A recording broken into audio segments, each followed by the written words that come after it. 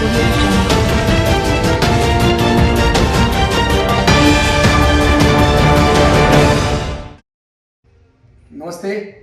मी पत्रकार दादासाहेब नीळ. प्रजासेवा न्यूजमध्ये आपले हार्दिक स्वागत.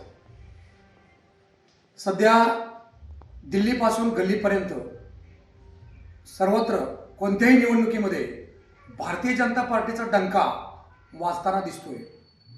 शेतकरी, मजूर किंवा प्रत्येक वर्गामध्ये मतदानाच्या अगोदर, निवडणुकीच्या अगोदर फार मोठी नाराजी पसरलेली दिसते. परंतु निवडणूक झाल्यानंतर मतपेटीतून मात्र वेगळेच अंदाज बाहेर पडतात. मग हे कशासाठी होतं असं, याची नेमकी कारणं काय असतात हे आपल्याला राजकीय विश्लेषकांकडून किंवा ज्यांना राजकारणामध्ये अनेक वर्ष ज्यांचा थोडा अभ्यास आहे असे राष्ट्रीय काँग्रेसचे सध्याचे आपल्या सोलापूर जिल्ह्याचे संघटक पदावर कार्यरत असणारे आणि माजी गृहमंत्री सुशीलकुमार शिंदे साहेब यांचे कट्टर समर्थक म्हणून ओळखले जाणारे सिद्धरामजी पवार आपल्या समवेत थेट जोडले गेले आहेत. सर्वप्रथम आपण त्यांचे स्वागत करूया. नमस्कार. नमस्कार, मी सिद्धराम पवार बोलतो. आपला एक पहिला प्रश्न आहे. दिल्लीपासून गल्लीपर्यंत जरी भाजपची सत्ता असली तरी निवडणुकीच्या काळामध्ये मात्र सर्वसामान्य जनता, शेतकरी, मजूर यांच्यामध्ये नाराजी दिसते. परंतु निवडणूक झाल्यानंतर मात्र त्या ठिकाणी सगळं मतपेटीतून वेगळाच कल किंवा दिसून येतो. याबद्दल आपल्याला आपलं मत, आपल्या भावना काय आहेत? 2014 पासूनही चालू आहे, पण त्या टायमाला शंका उपलब्ध करायला जागा नव्हती म्हणून जनता गप होती आणि नेते बी गप होते. पण त्यांचा संशय वरचून आढळलेला 100% खात्री आहे की मिशन मध्येच घोटाळा करते आणि मिशन त्यांच्या ऍडजस्ट करून सगळे आतापर्यंत सगळं झालेलं त्यांचा विकास काय नाही, पण मिशन मध्ये त्यांच्या ताब्यात आहे, त्याच्यामुळे सगळं करते, मनमानी कारभार करते, शेतकरी प्रश्न भेटवतात, सुशिक्षित बेकार, रोजगार भरपूर या देशामध्ये वाढलेला आहे.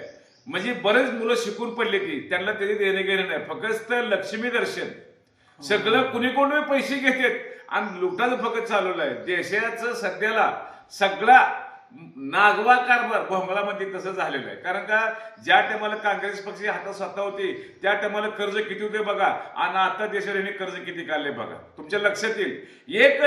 एका विचारानं सांगायचं म्हटलं तर हा लोकशाही पद्धतीचा देश असताना जर लोकांनी संशय घेतला बाबा मिशन मध्ये घोटाळा आहे, मग तुम्ही बॅलेट पेपर घ्यायला काय हरकत आहे? ह्यांना काय भ्या वाटतं? तुमचा एवढा विकास झाला तुम्ही सांगता, मग घ्या ना तुम्ही बॅलेट पेपर. तुम्ही घेत नाही. इथं सुद्धा काल जिल्हा परिषद पंचायत समिती असेल, ह्यात सुद्धा 100% घोटाळा झालाय. सगळे म्हणतो ही सीटही येणार नाही ती पंचायत समिती जिल्हा परिषदेला, पण ती सीट बसली. का बसली? कशासाठी बसली? त्या उमेदवाराला वाटलं तर बाबा आपण येणार नाही, तरी ती पुन्हा आलं.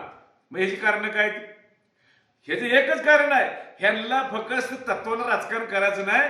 फक्त पाची पांडवाच्या त्या पांडव प्रताप ग्रंथामध्ये सोकट्याचा डाव होता आणि त्या ठिकाणी धर्माचा आणि दुर्योधनाचं ते सोकट्या डावावर त्यांनी फसवून जसं ते शकुनी म्हणून डाव टाकायचं आणि ती फसवून तसं त्यांनी राज्य जिंकलं होतं, तसंही ती एबी मिशनवर ही सरकार करत आहे. ह्यात काय नवीन काही नाही.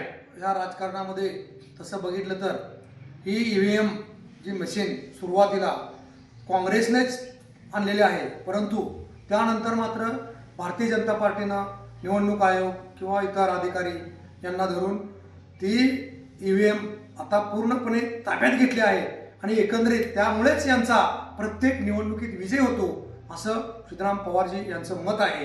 एक दुसरा प्रश्न असा आहे की हे मोदी सरकार 2014 पासून जे आत्मनिर्भर भारत, अच्छे दिन असे 2 कोटी मुलांना, तरुणांना नोकऱ्या देऊ अशी जी आश्वासनं दिलेली आहेत ती कितपत त्यांनी पूर्ण केली असं आपल्याला वाटते? अजिबात नाही, काय नाही. त्यांनी सोलापूरच म्हटली स्मार्ट सिटी, कुठे गेले? स्वच्छ गंगा कुठे गेले?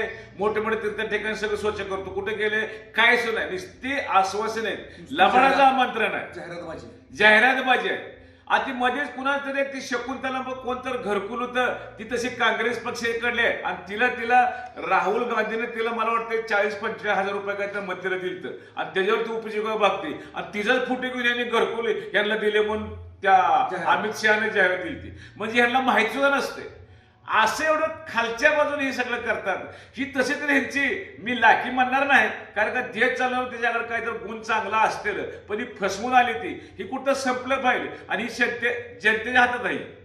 जनतेनं ठरवायला पाहिजे तर ही होणार आहे. आणि मी एकच सांगतो, असं जर राहिलं तर ही कधीही हटणार नाही. ती एकच रस्त्यावर जनतेने उतरायला पाहिजे, बॅलेट पेपर घेऊन सांगायला पाहिजे, तेव्हा काय तर आपल्या देशात बदल होईल. जवळजवळ भारताला स्वातंत्र्य मिळून 75 वर्षे झाले, त्यातले कमीत कमी 50 वर्ष तर काँग्रेस पक्ष राज्य चाललेलं असेल, माझा अंदाज आहे. कमी जास्त असेल कधीकडे, पण कधी त्यांनी अनाचार अत्याचार असलं कधी केलं नाही. जरी काँग्रेस पक्षाचा आमदार जर झाला, ती चालतच जात होता आणि चालत येत होता. पण आताचा आमदार झाला की 2-4 कारखाना उभा करतो. कशाच्यावर उभा करतो? ही जनतेचं गळा घोटते, ती रक्त शोषण जनतेचं करते ती, म्हणून लुबाडून असं होते. सुसंस्कृत राजकारण काँग्रेसच्या काळात होत होते, परंतु अलीकडच्या काळात भाजपच्या पक्षातून झालेला आमदार हा ताबडतोब कारखानदार होतो, असंही पवार यांचं मत आहे.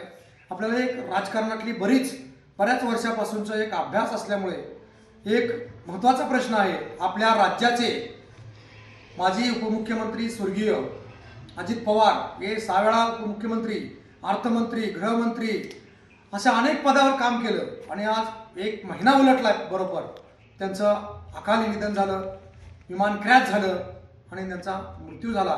हा अपघात याच्यावर चर्चा खलबतं सुरू आहेत. रोहित पवार रोज ते पत्रकार परिषदा घेत आहेत, ते न्याय मागत आहेत, त्यांना न्याय मिळत नाही, त्यांची केस घेतली जात नाही. मग या संदर्भामध्ये आपल्याला नेमकं काय वाटतंय? हा घात आहे, अपघात आहे की नेमकं काय? आता ह्याचेच कारण सांगा. राजा बोल दल हालत, गरीब बोल दाढी बी हालत नाही, अशी अवस्था आहे. आज एखाद्या महाराष्ट्राचा 6 वाऱ्या उपमुख्यमंत्री म्हणून त्यानं काम केलेलं आहे. अर्थ खाली त्यांच्याकडे आहे. मला वाटतं गृह खातं त्यांच्याकडे होतं असं वाटतंय काँग्रेस पक्षाच्या काळात. त्यानं नुसतं बोलतं तर अख्खं सगळं महाराष्ट्र हालत होता आणि त्याचं दुर्दैवी निधन झालेलं आहे. शंका व्यक्त केली आहे लोकांनी, बाबा ह्याचा अपघात केलेला आहे. जर त्यासाठी जर न्याय मिळत नसेल, मग बाकीच्या सामान्य जनतेचं काय तुम्हीच ओळखा. ह्या जनतेला मी सांगतोय, आज भला मोठा एवढा त्याच्या इशाऱ्यावर सगळं आज देश आपला राज्य हलत होता. त्या माणसाला दुर्दैवाने मृत्यू आलाय का अपघात केलाय, ही न्याय मागण्यासाठी एपर्सन बोल तयार नाही. आज अजित ती रोहित पवार किती बरे असं किती बसला त्या अधिकाऱ्यासमोर, तो नोंदवला तयार नाही ती. मग आता सामान्य माणसाला तर न्याय कसा मिळणार? म्हणून सांगतो, जागे व्हा. ही जनतेला सुशिक्त जी शिकलेले मुलासनला मी बोलतो, माझ्या तरुण बहिणी सुद्धा असलेल्या, ही कुठं तर तरुण वर्गासाठी ही कुठंतरी संपाचं म्हणतात आपण बॅलेट पेपर घ्यायला पाहिजे, ही काळाची गरज आहे. आता जर गेलं तर येईल त्या ह्याला तर तुम्ही सावध व्हावं, अशी आमची वैयक्तिक माझी इच्छा आहे. आणि मी अनुभवातनं सांगतोय, मला काय जास्त मग शिक्षण नाही, पण मला अनुभव मला जे वाटतंय मी बोलतोय आणि सत्य असं म्हणून माझी वैयक्तिक मी तुम्हाला मत व्यक्त केलेलं आहे.